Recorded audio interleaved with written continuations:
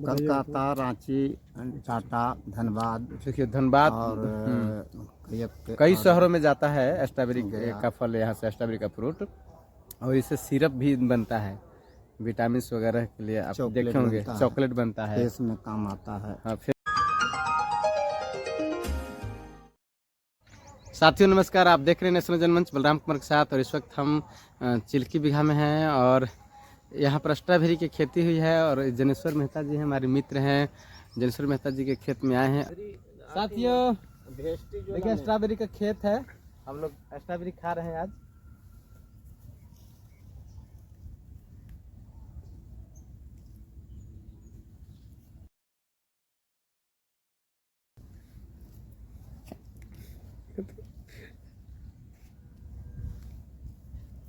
Okay thanks. Strawberry का खेत है,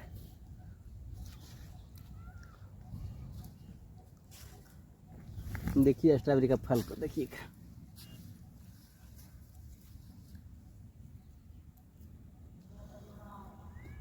जी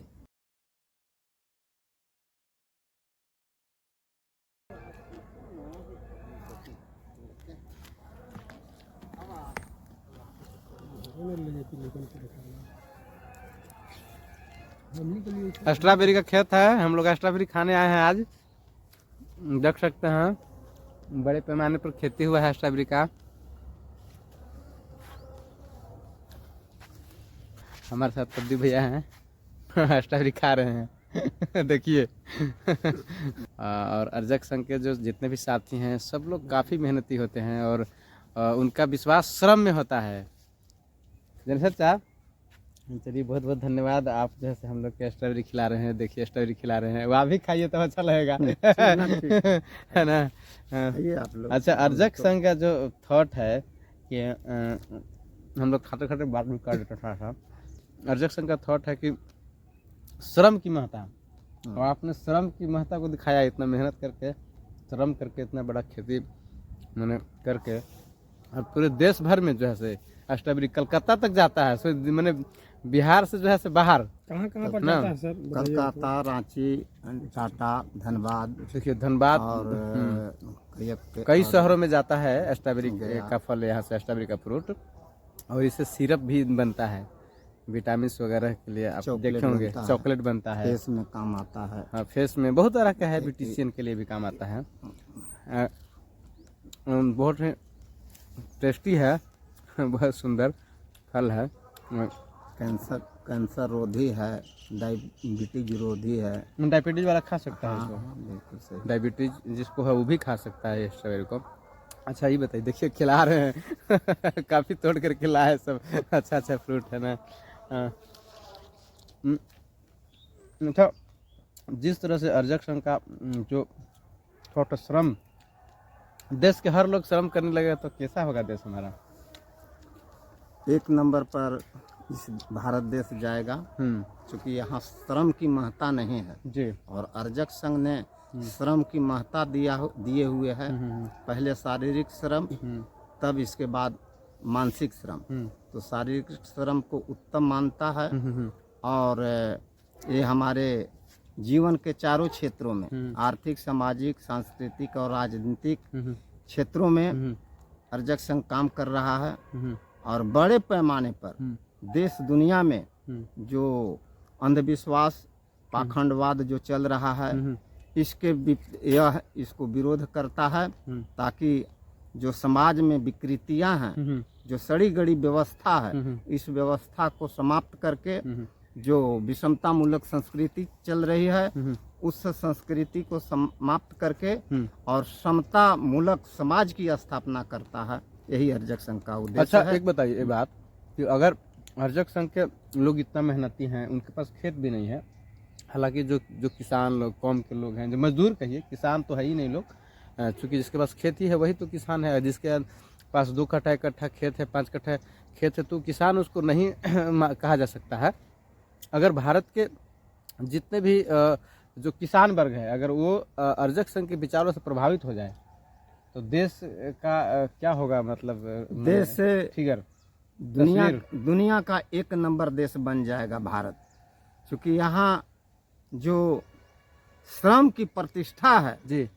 वह श्रम की प्रतिष्ठा मानव ब्राह्मणवादी व्यवस्था में है नहीं। अगर ब्राह्मणवादी व्यवस्था अगर समाप्त करके मानववादी व्यवस्था आ जाए तो श्रम की महत्ता बढ़ बढ़ेगी जाएगी। और श्रम करने वाले को भारत में इज्जत मान मर्यादा नहीं है। और जो ही ब्राह्मणवाद समाप्त होगा तो मेहनत कश जितने भी लोग हैं उनको सम्मान की जिंदगी बीतेगी और उनको सम्मान मिलेगा।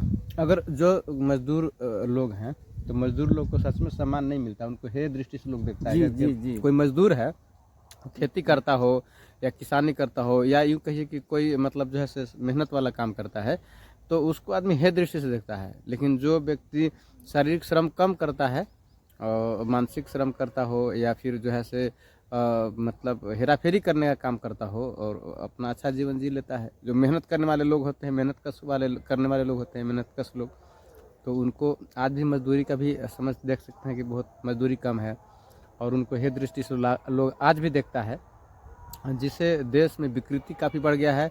और मजदूरों को और मेहनत कश वाले लोगों को सम्मान नहीं मिलने से कोई व्यक्ति सहजता से नहीं चाहता है कि उसको मेहनत करना पड़े या मेहनत करके कोई काम मेहनत वाला काम करना पड़े, चाहे खेती हो, किसानी हो या कोई भी मतलब सफाई कर्मी हो। कोई व्यक्ति नहीं चाहता है कि हम ये काम करें, जिससे पूरे देश में विकृति आया है। अगर हमारे देश के लोग मेहनत कश लोगों को सम्मान की दृष्टि से देखने लगे, अर्जक संघ के सिद्धांतों को अपनाएं और मेहनत करने में विश्वास करने और श्रम को प्रतिष्ठा दें तो पूरे देश की तस्वीर बदल जाएगी। देश क्योंकि मेहनत से ही श्रम से ही सारा उत्पादन और निर्माण होता है, तो कहीं ना कहीं हर काम में श्रम की आवश्यकता है।